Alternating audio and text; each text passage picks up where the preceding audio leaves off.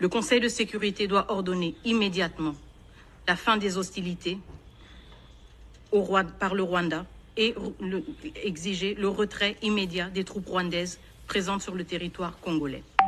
Le Conseil de sécurité doit imposer des sanctions ciblées, incluant le gel des avoirs et l'interdiction de voyager, non seulement contre les membres identifiés de la chaîne de commandement des forces armées rwandaises, mais aussi contre les décideurs politiques responsables de cette agression.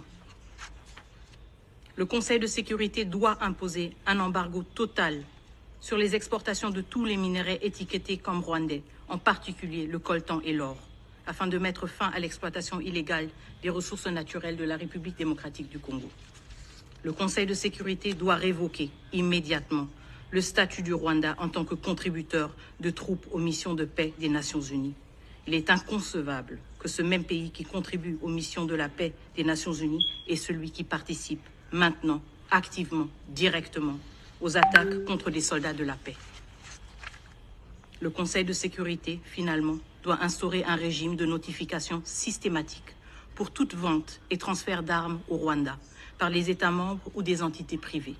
Cela garantira que ces armes ne soient pas...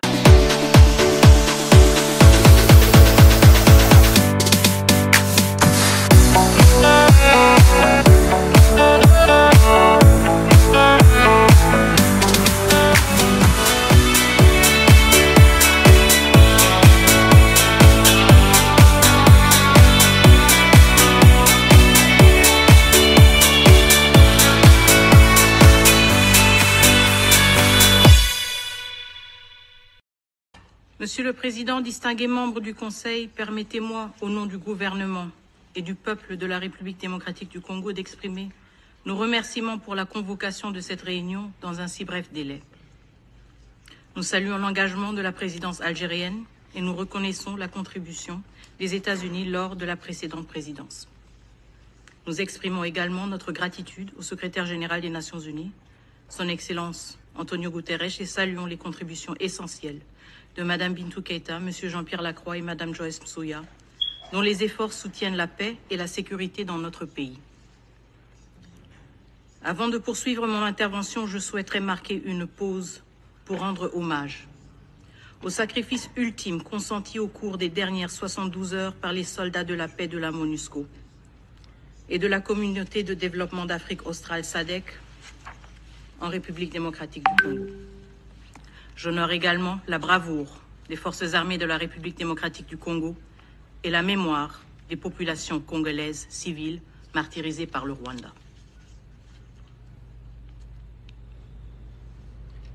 Monsieur le Président, distingués membres du Conseil, l'histoire nous convoque aujourd'hui ici dans cette enceinte où se scelle le destin des nations. Elle ne tolère ni l'indifférence ni l'hésitation. Ce que traverse la République démocratique du Congo n'est pas un conflit parmi d'autres, mais une agression délibérée et méthodique contre un État souverain.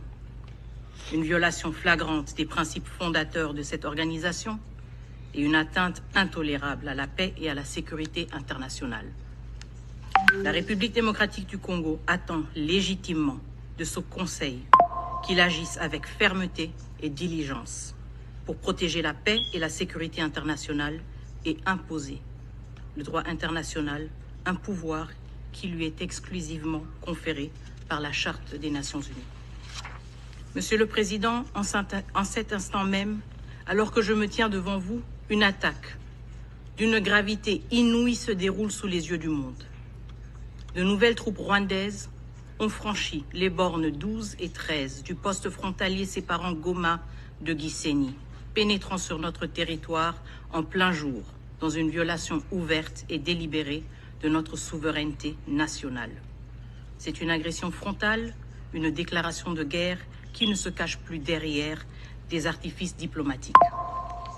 À Goma, les forces armées de la République démocratique du Congo, soutenues par les troupes des Nations Unies et de la SADC, défendent la ville et sa population sur plusieurs fronts, avec la bravoure et la détermination que seule la juste et noble cause de défendre son droit légitime d'exister peut insuffler.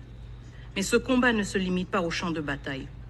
Plus de 3 millions de civils, ainsi que des humanitaires, sont pris en otage par les agresseurs. utilisés comme des boucliers dans une stratégie cynique de terreur et de chaos.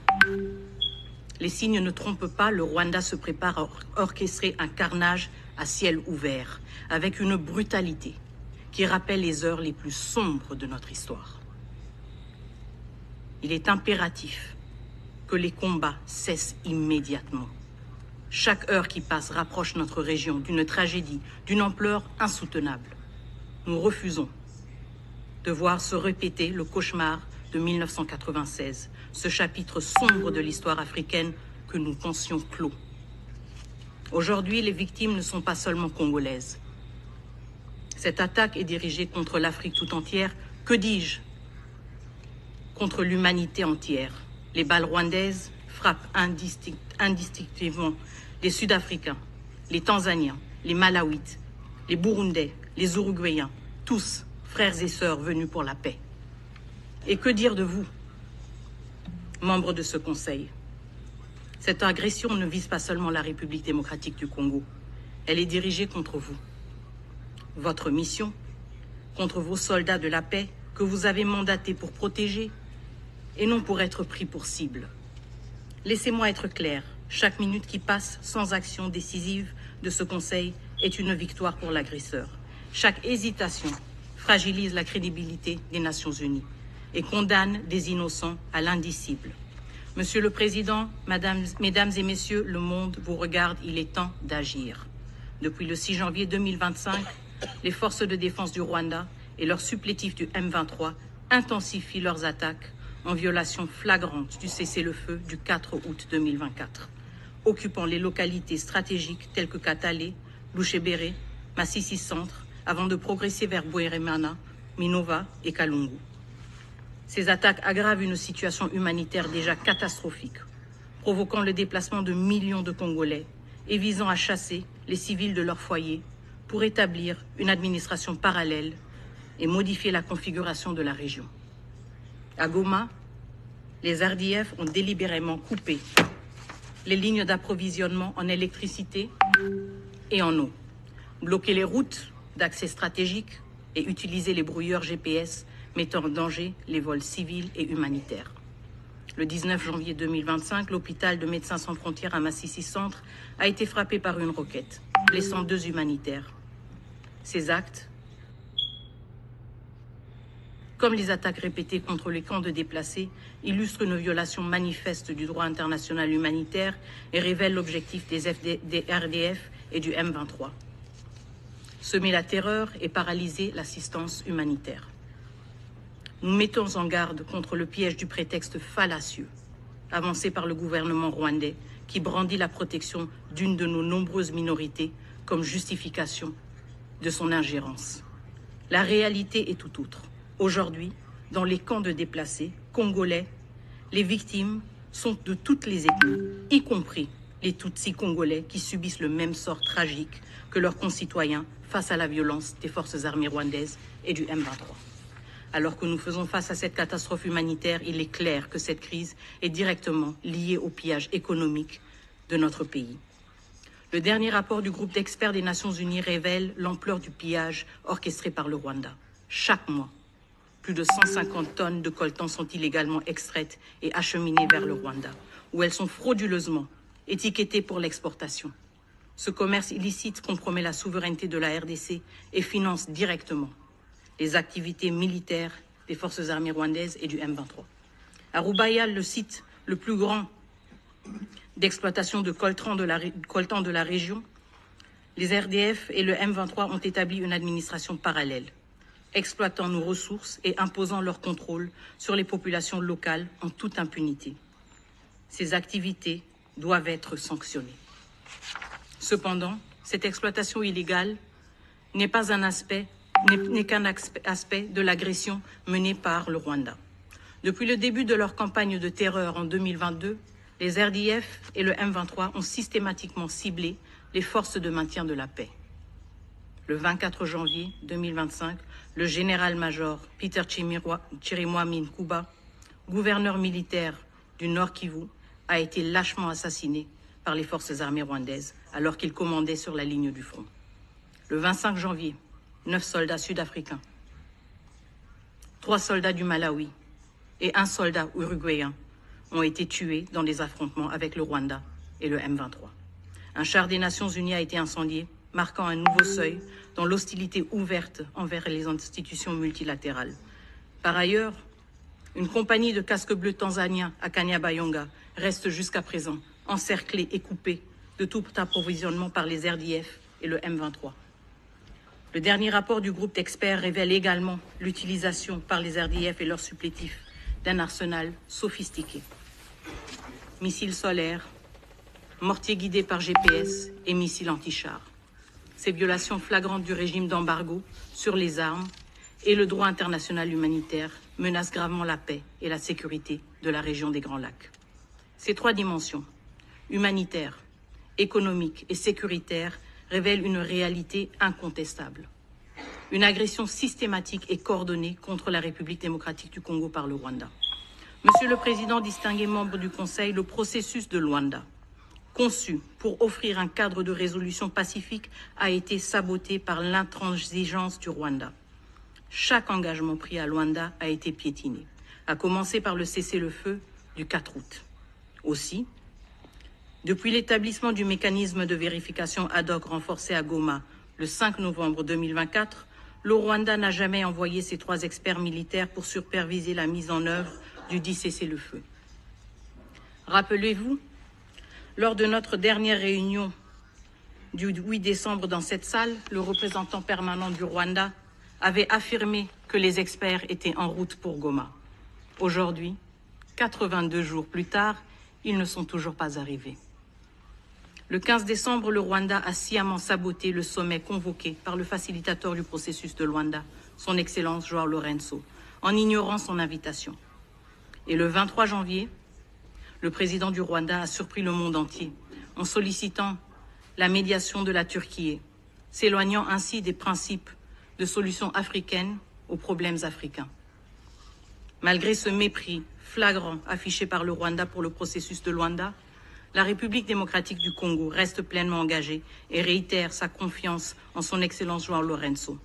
Ce processus, endossé par l'Union africaine, demeure le seul cadre légitime pour une solution politique au conflit entre la République démocratique du Congo et le Rwanda. Ce cadre, exclusivement interétatique, ne saurait inclure des acteurs non étatiques ni les élever au même rang que des États souverains. La République démocratique du Congo rejettera toute tentative d'inclusion du M23 dans le processus de Luanda, l'orientant plutôt vers son cadre légitime, le processus de Nairobi, sous la facilitation de son Excellence Uhuru Kenyatta. La République démocratique du Congo renouvelle toute sa confiance en lui et rejette toute tentative visant à diluer les efforts de la médiation. Monsieur le Président, distingués membres du Conseil, malgré les alertes répétées du gouvernement congolais depuis 3 ans, ce Conseil est resté passif. Ce Conseil ne peut se contenter de déclarations de préoccupation ou de rester simplement saisi de la question. Son mandat, son devoir est de protéger la paix et la sécurité internationale, de défendre la vie humaine sans distinction d'origine, de race, de religion ou de genre. Ce Conseil est le garant de l'espoir et de la foi en des jours meilleurs, des jours de paix, de développement et de prospérité. C'est pourquoi nous appelons ce Conseil à agir de manière décisive et immédiate, conformément aux preuves accablantes fournies par le dernier rapport du groupe d'experts.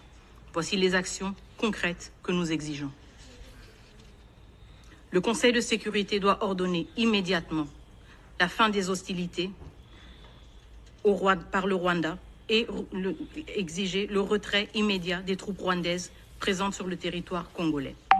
Le Conseil de sécurité doit imposer des sanctions ciblées, incluant le gel des avoirs et l'interdiction de voyager, non seulement contre les membres identifiés de la chaîne de commandement des forces armées rwandaises, mais aussi contre les décideurs politiques responsables de cette agression. Le Conseil de sécurité doit imposer un embargo total sur les exportations de tous les minerais étiquetés comme rwandais, en particulier le coltan et l'or, afin de mettre fin à l'exploitation illégale des ressources naturelles de la République démocratique du Congo. Le Conseil de sécurité doit révoquer immédiatement le statut du Rwanda en tant que contributeur de troupes aux missions de paix des Nations Unies. Il est inconcevable que ce même pays qui contribue aux missions de la paix des Nations Unies est celui qui participe maintenant, activement, directement, aux attaques contre les soldats de la paix. Le Conseil de sécurité, finalement, doit instaurer un régime de notification systématique pour toute vente et transfert d'armes au Rwanda par les États membres ou des entités privées. Cela garantira que ces armes ne soient pas utilisées pour équiper des groupes armés sous embargo, tels que le M23. Monsieur le Président, distingués membres du Conseil, ce Conseil est à un tournant majeur. L'indécision et l'inaction ne peuvent plus être tolérées face à une crise qui menace de plonger notre pays et la région dans un chaos absolu. Chaque jour de retard alimente l'agresseur et affaiblit les principes mêmes qui fondent cette organisation. Nous appelons donc ce Conseil à utiliser pleinement l'ensemble des dispositions et mesures prévues par le chapitre 7 de la Charte des Nations Unies afin de préserver la paix et de protéger la souveraineté de la République démocratique du Congo. Le peuple congolais nourrit une aspiration profonde, celle de vivre en sécurité, de bâtir un avenir prospère et de contribuer activement aux côtés des nations du monde à un ordre international fondé sur le respect du droit et des principes de justice. Cette aspiration ne sera pas étouffée. Nous vous demandons d'écrire une nouvelle page de courage et d'engagement, une page où les valeurs du multilatéralisme et de solidarité priment sur l'indifférence et le calcul. L'histoire se souviendra de vos décisions aujourd'hui, comme elle se souviendra de notre lutte incessante pour la paix, la dignité et la souveraineté. Et à ceux qui oseraient justifier l'injustifiable, nous disons ceci, il n'y a aucune place dans ces salles dédiées à la paix mondiale pour des discours qui cherchent à excuser le péché impardonnable de sacrifier des vies innocentes. Le respect dû aux centaines de milliers de vies en jeu exige le silence face à l'évidence. Face à l'adversité, le peuple congolais se distingue par une résilience, une dignité et une détermination qui imposent le respect. Ce courage exemplaire, porté par le désir de vivre en sécurité, de bâtir un avenir prospère et de contribuer à un ordre international juste, témoigne de la grandeur du Congo. Cette force inébranlable ne sera jamais brisée. Je vous remercie. Je remercie.